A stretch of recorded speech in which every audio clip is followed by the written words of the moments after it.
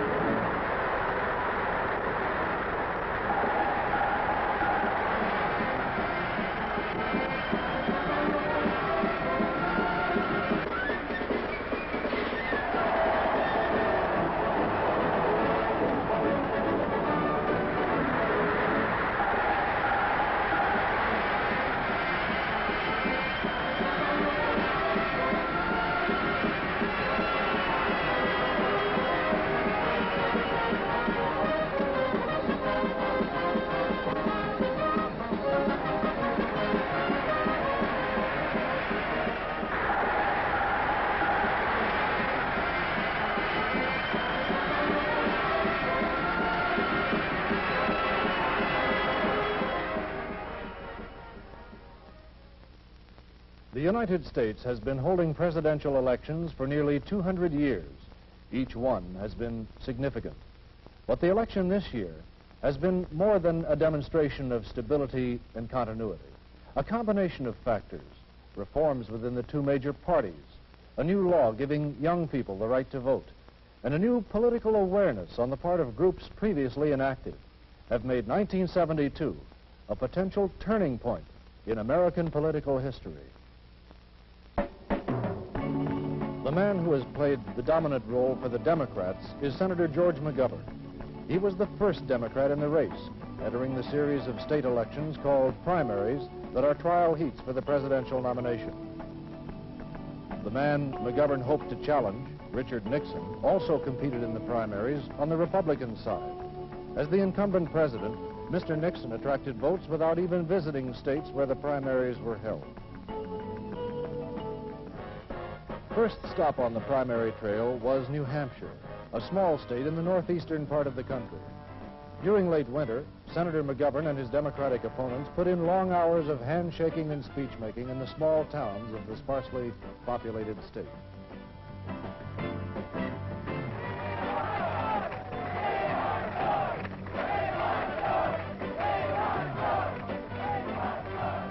This, in a very fundamental sense, McGovern began the primary as a decided underdog.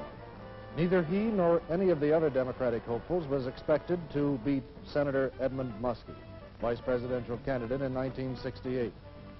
Muskie, from the neighboring state of Maine, was expected to win about 2/3 of the New Hampshire vote. He wound up with only 48%, while McGovern, from the faraway state of South Dakota, gained 37%. Others in the field included the mayor of Los Angeles, California, Sam Yorty. Yorty campaigned hard, but wound up with only 6% of the vote. Senator Vance Hartke of Indiana was the last candidate to enter the race. He, too, worked hard, but never overcame the handicap of his late start. He finished with only 3% of the vote. On the Republican side, Mr. Nixon has some competition in this primary. We offered change, and it was to be in the conservative direction. We were elected on that basis.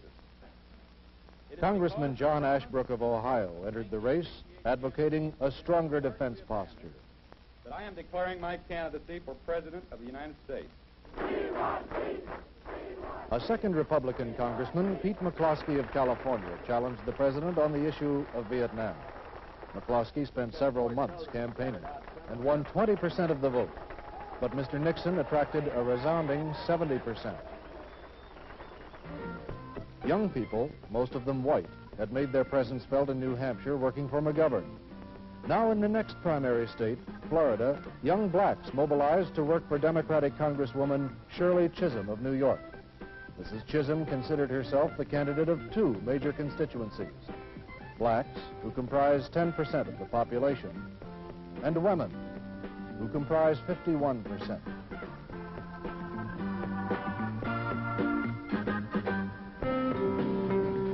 Another new face to turn up in Florida belonged to Henry Jackson, Democratic senator from the state of Washington.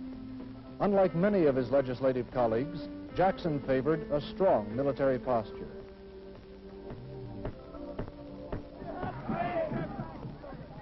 When he ran for president in 1968, the then Vice President Hubert Humphrey stood for many of the things Jackson stands for in 1972, especially on the issue of Vietnam.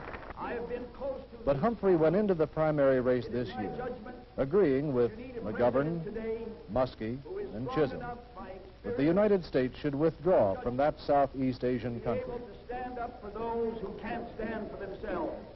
As it turned out, the Florida voters were very concerned about domestic issues.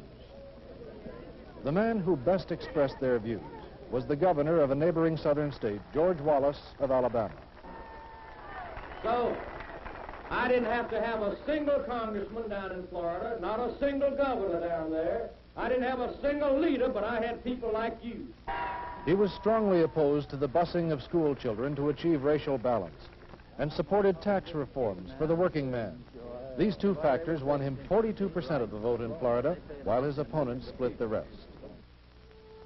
Wallace's primary campaign, which had started so auspiciously, ended tragically. He was shot while on a speaking tour in the state of Maryland.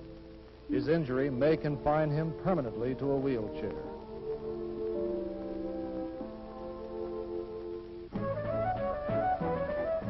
Now, the Democratic primary race was down to two main contenders. Senator Humphrey had won an important contest in Pennsylvania and inherited much of Senator Muskie's support when the man from Maine quit the race after a series of defeats.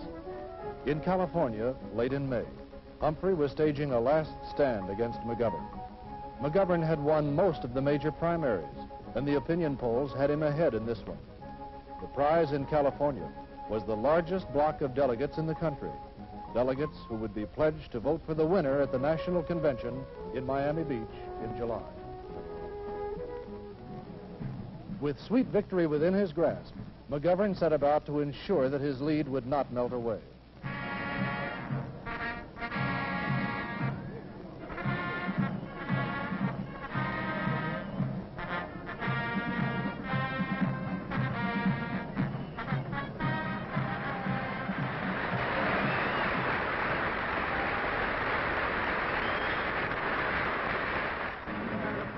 He took his campaign to the people of small towns as well as cities, traveling to the more remote areas by train. The whistle-stop tour by train is in the great tradition of American political campaigns.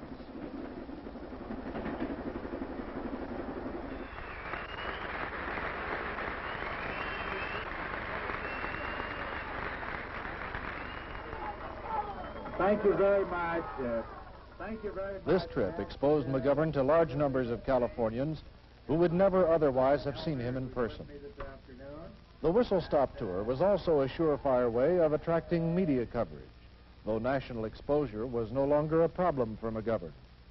Thanks to his success in the earlier primaries and his colorful campaigning efforts, McGovern was getting more and more publicity every day. Newspapers and magazines ran stories and pictures. Television programs had nightly news reports on his activities.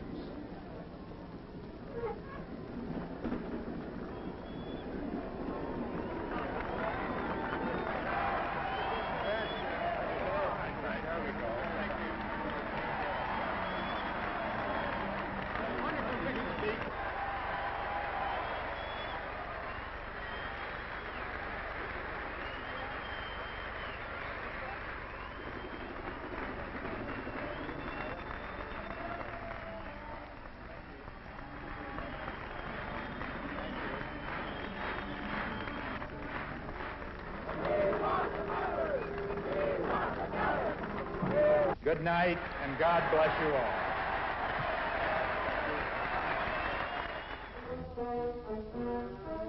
Mr. Nixon, meanwhile, was busy too, but in a nonpartisan way. He did not have to seek the support of his party. The Republicans were united behind him as the incumbent president. As we seek better relations with those who have been our adversaries, we will not let down our friends and allies around the world.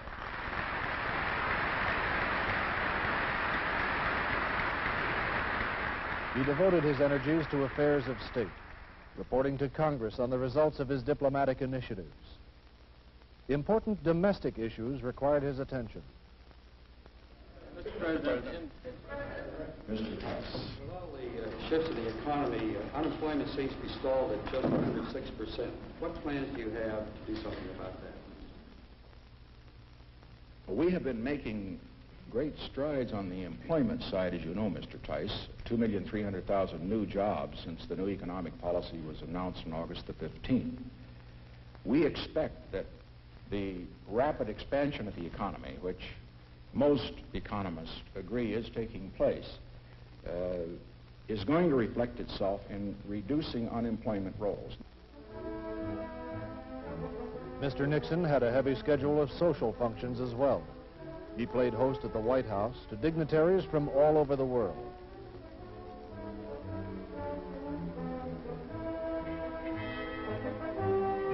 In a less formal vein, the President made it a point to receive visitors like the Apollo 16 astronauts, whose accomplishments he admired. And then there were his official duties, holding cabinet meetings, signing documents, and receiving credentials of newly arrived ambassadors. Mr. Nixon is an accessible president, as Senator McGovern is an accessible candidate. But both have had to leave to their supporters the job of reaching the majority of the electorate.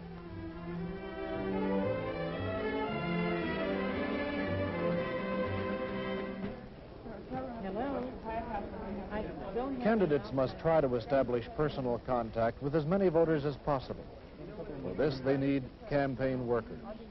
McGovern enlisted an army of volunteers early in the race, and they are the ones who worked to reach the millions whom the candidate could only approach via the media. McGovern recruited several thousand workers before New Hampshire. In California, he had close to 50,000 trying to get in touch with 4 million possibly sympathetic voters.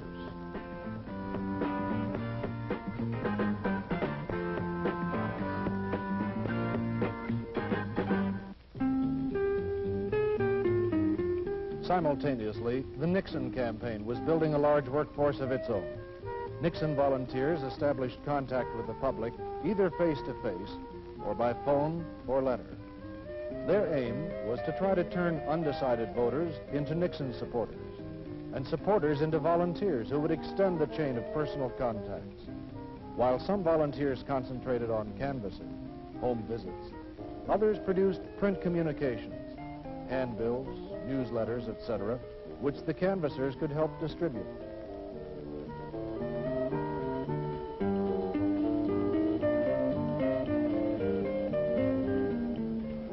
Volunteers comprise the base in the political pyramid which supports the candidate. Those men and women working to be elected as delegates or representatives of the candidates make up the middle levels. As a rule, each candidate has a slate of delegates running in the primaries he enters. Seldom does an entire slate win. More often, the electorate splits its votes, and the state winds up with a delegation representing several candidates. In New York, these young people were campaigning for election as McGovern delegates. Ronald Dietrich and Diana Chapin had joined the McGovern campaign early as volunteers. McGovern himself did not run in New York. His delegates did, and most of them, including Ronald and Diana, were elected to go to the convention. More than 3,000 Democratic delegates chosen to go to the convention with Ronald and Diana reflected to a greater extent than ever before the immense diversity of the American people. Internal reforms had required each state to send a delegation with close to the same proportion of blacks, Mexican Americans, and Puerto Ricans, etc., as existed in its population. Groups such as women and young people also profited from the new process of inclusion. This diverse array of delegates now converged on the convention city, Miami Beach, Florida, where the final choice of the Democratic candidate would be made. The McGovern campaign contingent came fresh from its victory in New York, a victory that boosted McGovern's total of votes to almost the level needed for nomination. As soon as they arrived, the New York delegates, including Diana and Ronald, met to map strategy. Their contingent and many other delegations contained people not committed to McGovern who would have to be persuaded to switch their votes. The issue was still in doubt as the delegates picked up the credentials that would admit them to the floor for the convention's opening session. At that session, Humphrey and Muskie supporters were still standing firm. Yet there were signs that the ranks wouldn't hold for long. And by the second day, the New Yorkers began to hear reports that Senator McGovern was picking up additional votes, very likely enough to win. So they doubled their efforts to pin down some of the still undecided delegates.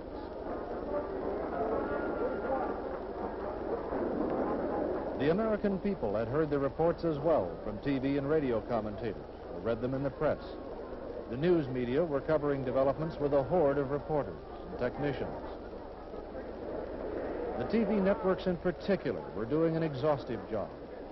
They televised proceedings live each night, continuing the coverage into the small hours of the morning on nights when the sessions ran that late. The media assigned its best people to this important political story. The most respected commentators, the ablest reporters, competed to stay on top of developments. Helping them do their job was the most sophisticated array of equipment that communications technology had produced.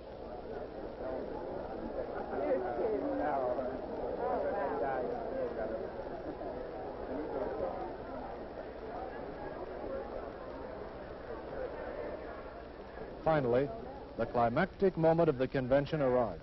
The roll call vote, which would either confirm McGovern's victory or show that he had fallen short and now faced the probability his support would erode on succeeding ballots. 3 votes for Senator George McGovern. 1.1 for Shirley Chisholm. 6.05 for Senator Jackson. And 0.55 for Wilbur Mills. The roll call quickly made clear that despite McGovern's overwhelming lead, it was still far from a one-man race. Nevertheless, he pulled relentlessly closer to the majority needed for nomination. One half. One half, okay? 2 votes for Governor Sanford. 2 votes for Senator McCarthy. 3 votes for Senator Kennedy. 3 votes for Representative Mills. The Illinois delegation parceled out 49 votes among 8 other candidates, a move that symbolized perfectly how competitive the race had been. 30 1/2 votes for Senator Scoop Jackson. 30 and a half. And 119 votes for the next president. At last, Illinois gave McGovern the votes he needed to win. The newly crowned nominee indicated he wanted Senator Tom Eagleton of Missouri as his vice presidential running mate.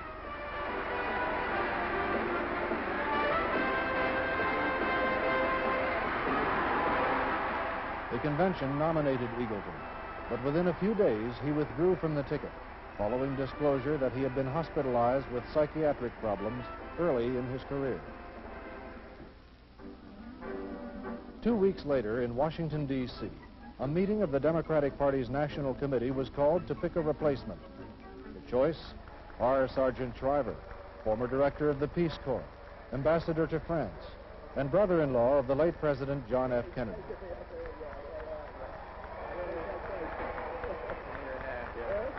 The new running mates started immediately on the campaign trail.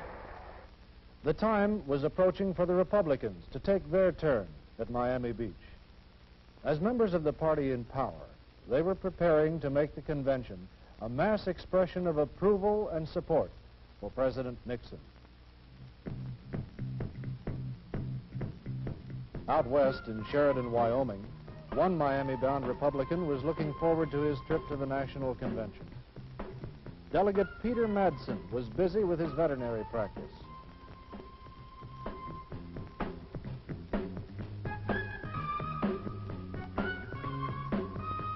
But whenever he had a moment to himself, he turned his attention to the business of the forthcoming convention. Madsen was a member of the Republican Platform Committee, the group responsible for formulating party policy. Hearings run by that committee would start a week before the convention, so Madsen's trip would be an extended one.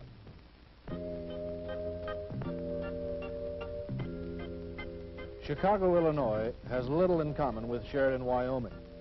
Sheridan is strongly Republican. Chicago, solidly Democratic. Sheridan is a small town, predominantly white middle class, with rural interests. Chicago is a big city with a large black population and pressing urban problems. Good morning. It's very good to hear from you. Yet a black woman in Chicago was preparing to join Madsen and other Republicans at the party convention. Jewel LaFontant was one of a growing number of blacks who had become Republicans. A lawyer, an expert on the problems of black-run businesses, Mrs. LaFontant had been invited by the Platform Committee to testify on that subject. Mrs. LaFontant gave forceful testimony at the hearings, testimony that impressed Madsen, among others, to the effect that President Nixon's policy of helping black-run businesses had been successful, but could be much more so if the government would give it a higher priority. Mrs. LaFontant was one of a series of witnesses testifying before the committee. The document that emerged differed sharply from the Democratic Party platform on major domestic and foreign policies.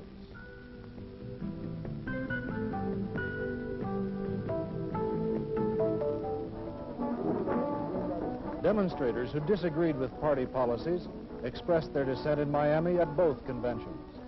The city of Miami opened parks as campsites for the protesters who took the occasion to hold impromptu concerts.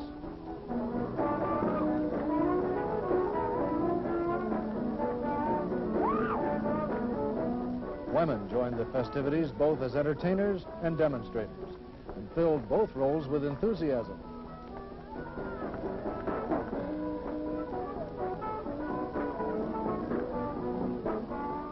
There were some verbal and physical confrontations, but for the most part, the debates and protest marches were orderly. At Convention Hall, now transformed from a Democratic to a Republican headquarters, delegates were arriving by the busload. For the first time, there was a substantial representation of young people and blacks. Nearly 10% of the delegates were under 30. Women were much in evidence, and not only in the role of spectators. They accounted for 30% of the delegates, almost twice the number of places they held at the previous Republican convention in 1968.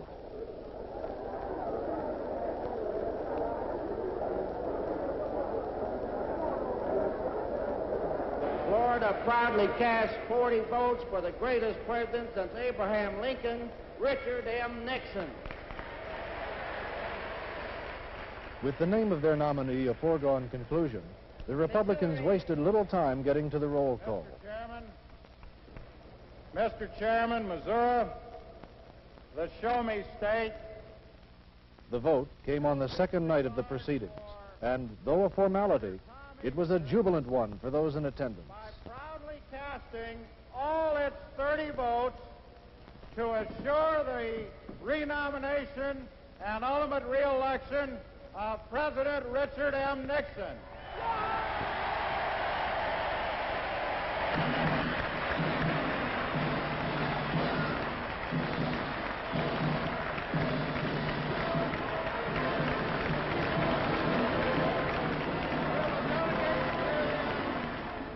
President Nixon was joined by Vice President Agnew, also overwhelmingly endorsed to run for a second term.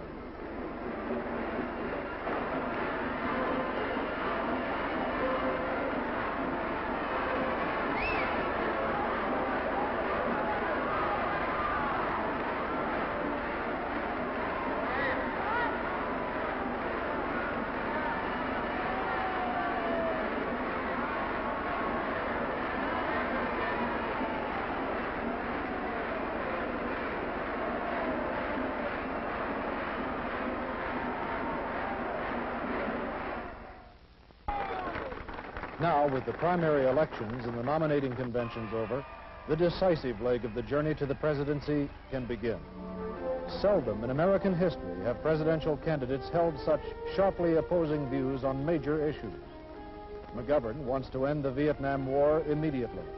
Nixon favors a gradual withdrawal. McGovern wants to cut defense spending. Nixon says America must maintain a strong military posture to preserve its freedom. On domestic issues such as welfare and tax reform, the candidates hold equally divergent views. So the American people have a real choice this fall. They will make that choice as they watch and listen while the two men travel the long road that leads to the White House. And whatever the outcome, it will be accepted by the nation, as it always has been. That is the most important result of an election in America.